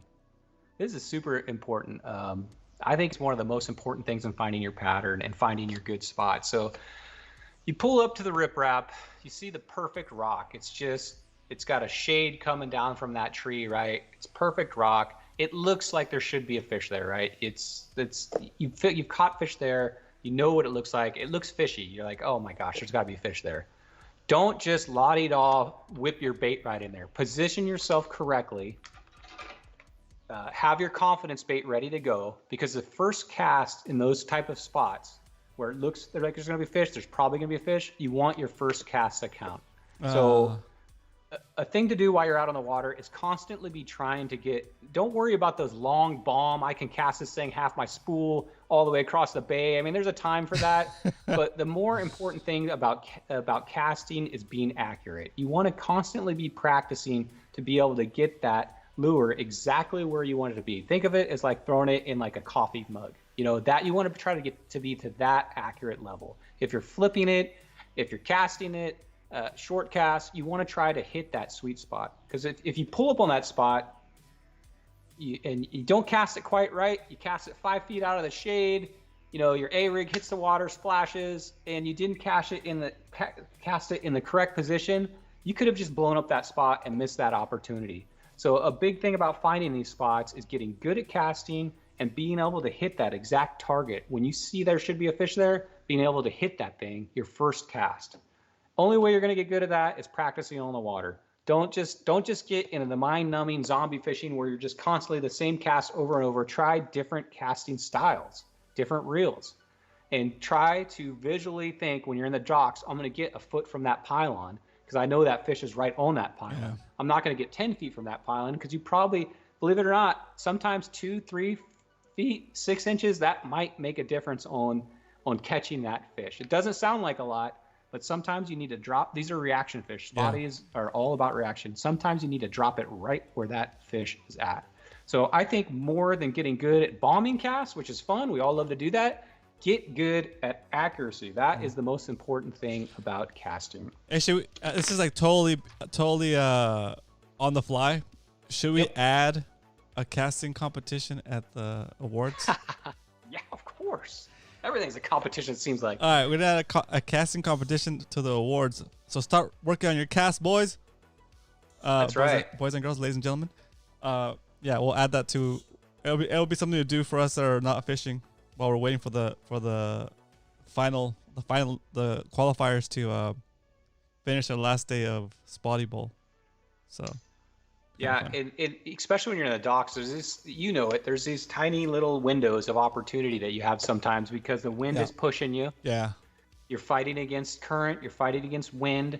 That sweet spot's coming up. You know there's going to be a fish there. You have to be accurate with your casts. You have to get it right there. If you're 10 feet off, you just did yourself a disservice. You're not going to find that pattern. We're going for accuracy, not distance. Accuracy. It's always accuracy. That's what I'm trying to say. Accuracy. Get good at your accuracy, guys. Accuracy, and we'll set up like some different distances, but not that are crazy distances, like just an average cast you would do from a kayak. Okay. I've been in these casting contests, and usually they have a hula hoop out in the water with a weight, that's cool. And they have like 4 hula hoops, each one being a point, different points, and you try to cast in those hula hoops. But yeah, that's cool. Those are a lot of fun. Okay, so that's basically. I hope if you guys have any questions about finding patterns, like I said, my most successful days is taking advantage of it when I find a pattern. And the guys that I think are consistently getting top 10 in the Spotty Bowl have also found they're not going out there and just randomly catching fish. They find a pattern and they take advantage of it. And that is the key, I think, to tournament fishing, finding that pattern, taking advantage of it. And then I want to talk a little bit about prep. This is going to wind it up. If you guys have any questions about patterns, let me know now. But big thing about the night I think they're before, drunk. John said they're going to take a shot every time you say pattern. I am trying to get this Half of them across. are passed out from alcohol poisoning. I was gonna Too much. It's all good. I'm trying to get it across. No, it's good. I It makes talked to sense. Roman earlier on the show. I'm like, I don't quite understand how to explain pattern fishing, but No, I'm gonna try my best at it. It's good. And it may be something that these guys haven't heard from. And if I can get one person to go into my style of finding the pattern and taking advantage of it, I think if you figure it out, you're going to see that you're going to get more fish. I guarantee when you find that pattern, take advantage of it. And that pattern may be a short time window, maybe 10 minutes, maybe all day, but you've got to find that pattern, or you'll just get onesies and twosies here and there because you're not looking for those patterns. No, it's good. It was all good. It's all in good in a positive way. I know it is. I know it is. Very cool. It's just, I have all this information in my head. It's just hard for me to get it out clearly. So, all right. So, Spotty Bowl coming up. So I want to talk about have a game plan, guys. The night before, don't go out on the water. Have nothing set up. Don't have your leaders tied. I say this every week. Have your confidence lures tied up. Maybe have everything ready to go. That way, time is limited normally when you're fishing. You don't want to spend a lot of time tying, organizing, looking for things. Have a game plan. tie everything up the night before. Look at the conditions. If you figured out a pattern on a super low tide, look to see what the conditions are at 6 a.m. That way you know, oh, it's super low tide. Last time in my mind, I had a pattern. I was fishing the dock at low tide. It worked out good in this area. Hit that high percentage area first. Only going to get this knowledge from spending time on the water. You're never going to get it talking to somebody. You have to go spend time on the water and figure out your patterns. And that's the last time I'm going to say pattern tonight. I hope. I'm going to try not to anymore. So cool, awesome. So, is that the whole presentation? It could go longer, but I think I've hit the point. I have a question from Eric that could round it off. Okay, from Eric Klein, he says, if nothing's working, would you first change color, but keep the same type of lure, or change to a new type of lure? My first advice, if nothing's working, move. You're not on the fish. If you've caught fish before with that bait you're currently fishing, that's your confidence bait. It's not a brand new bait. It's a confidence bait. And you're not catching fish, it's because there's no fish where you're at. The number one thing I see is people spend too much time in one spot. I've said this for a year straight. Move, move, move, move, move. And when you find those fish, stay, clear out that area. Get all those fish you can. You found the pattern. But never just sit there and mindlessly zombie fish the same area for an hour and get no bites. There's no fish there. They're not going to come to you. You got to go to them. Yep, that makes sense. So before you go, I'm not saying don't change your bait. Of course, if you've been fishing 3 hours on the drop shot and you fished 5 locations, all your confidence locations, high percentage areas, you haven't got anything, definitely go to something else. Don't spend more than an hour fishing 5 locations, let's say, nothing there. Exactly. Find the pattern. Go different depths. I see somebody new in the chat. I see MS Ad 802. Thanks for joining us on the show today. Everybody, welcome MS Ad. MS Ad, not to put you on the spot or anything, but if you have any kind of spotted bay bass, calico, sand bass, fishing questions here around the bays of San Diego, LA County, please do put it in the chat. We're here to help. We do this show every Wednesday. Brian and I, Bay Fishing with Roman and Brian. I also do fishing reports on Mondays here on this very channel. So give it a subscribe, and we'd love to have you back. The guys in here, myself, Brian, we're all about positivity and helping new anglers get better. So there's 27 guys in chat, plus Brian and myself, ready, willing, and able to answer your fishing questions if you have any questions. Don't feel like we're going to pick on you or anything like that. The goal here is to help other people become better at fishing. So welcome to the stream. Hope you enjoy it. Cool. Another thing I want to talk about is like gear, fish finders, boats, kayaks. Don't look into that, guys. We've had people win Spotty Bowl on basically every platform but by shore. I guarantee shore is kind of a hard place to compete against people in the water because they can't get to places. But don't think that because you're on a kayak or because you're on a float tube, you may disadvantage. You need to be able to fish the best you can do out of what you're given. So just because you own a boat doesn't mean, or you own a really nice Hobie kayak and somebody owns a paddle kayak, don't think they're at a disadvantage. It's all about finding that pattern with what you've got and sticking to that pattern and going with the weapons that you are given. That's right. Don't think that just because you have a Hobie kayak and he's got a Kraken or whatever, I don't want to. That you've got an advantage. Is it he who fishes harder wins? Is that the proverb?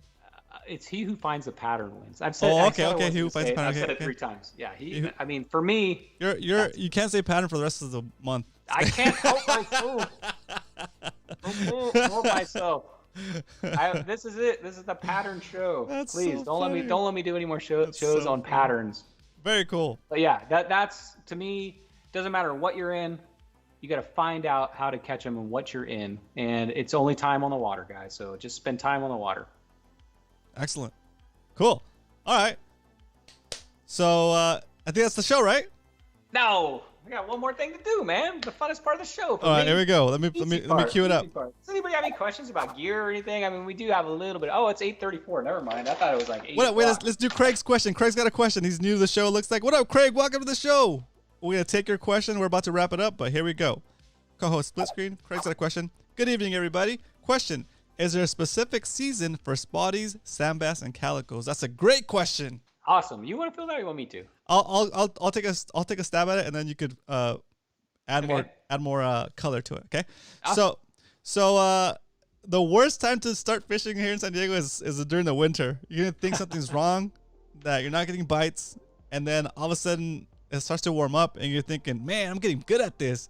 Man, this is getting easy. I'm getting so good at this, and then winter comes again, and you're like, oh man, what am I doing wrong? What's happening? Sometimes just the fish aren't as willing to bite as they are. So if you started in the summer, it's going to be easy to get bites, and you're going to feel like you're learning it really fast. If you start in the winter, it's going to feel like you're doing something wrong. You watched all the videos, you're following everybody's advice, but you're not getting bit. It's just there's just less bites during the winter. So there's definitely is a little bit of a season to it, right? You're always going to be able to get at least 1 or 2 bites, but it'll be more likely for you to skunk during the winter season than as the conditions warm up. Anything else?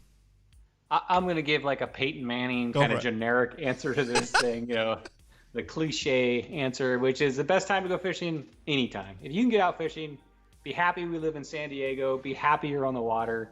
Even if you skunk, if you can get out there and fish, just get out there and fish. Don't worry about catching the fish. They'll eventually come. Yeah. Get out there, have a fun experience.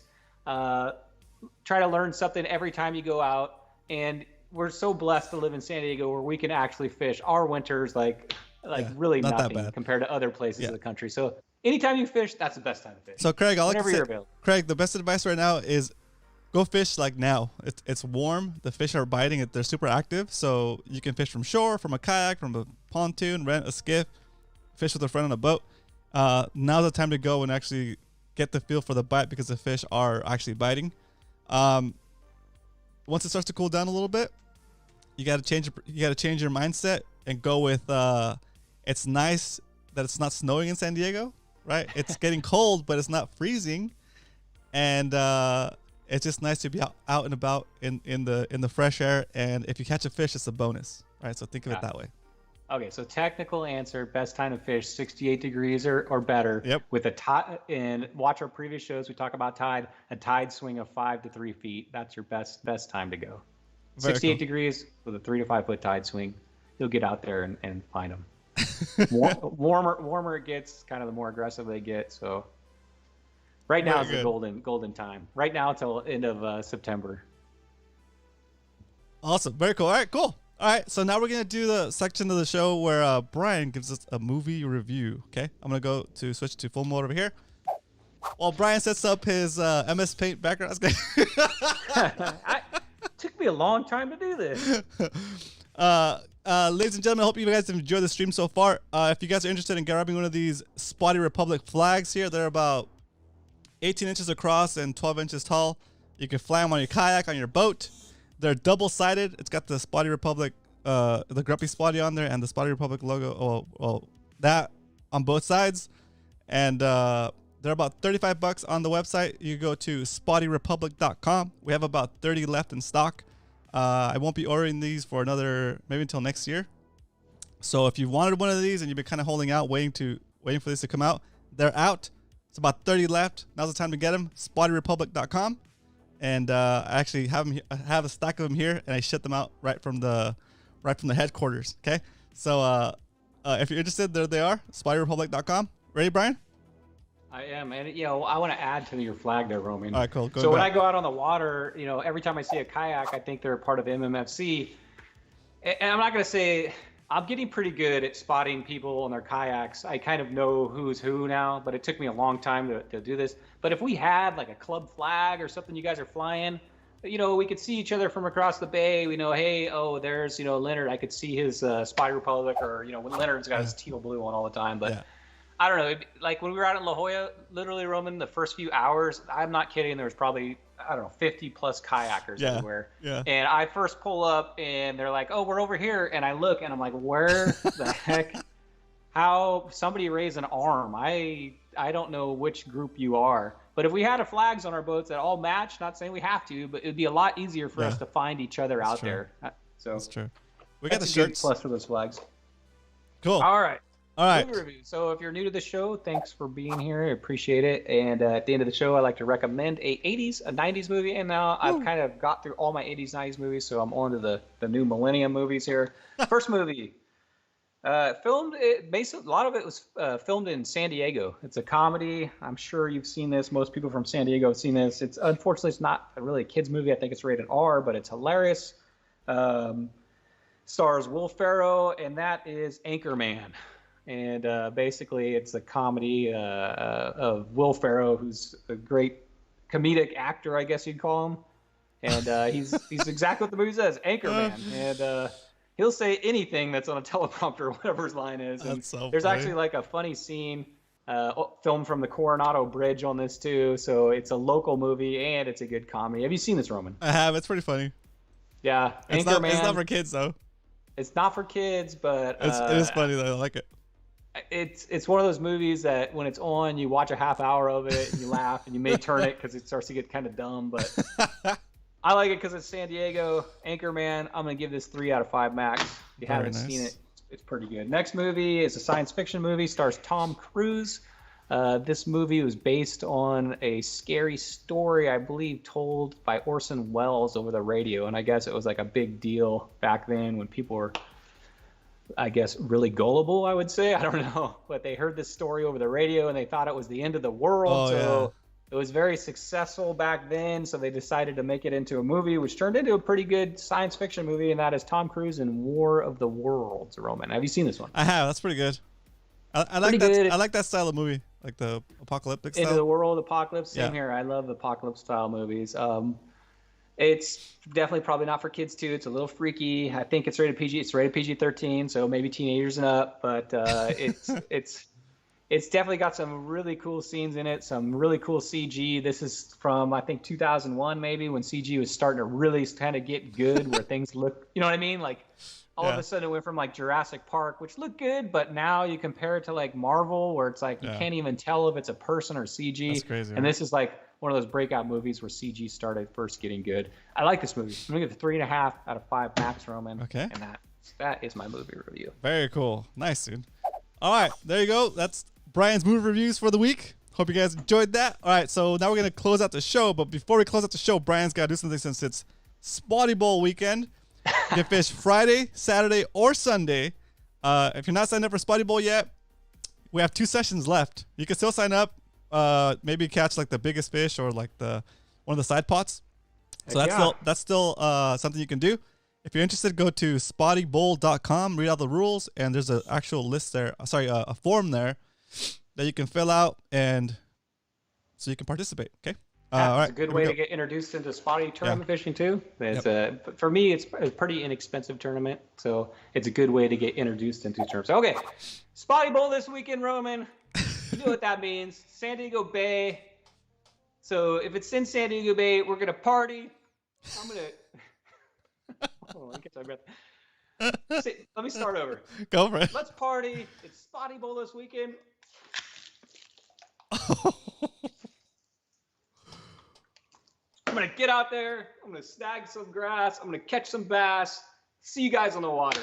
Woo! All right. Taking out Brian with the live studio audience. Round of applause. Once again, Brian, thank you so much for taking the time to set up the shows for Wednesday. I hope you guys enjoyed the show. Go follow Brian on Instagram at Brian Likes to Fish. And yeah, it's a long song I have to talk through, so let's figure something out to say. There's some shout outs. If you want to shout out, say good night or something in the chat, and I'm just gonna start reading the chat. Okay, so let's go. I see Cal says shotgun. I see Dave Rage in the house. The chicks are free. What? Submission fishing. Oh yeah.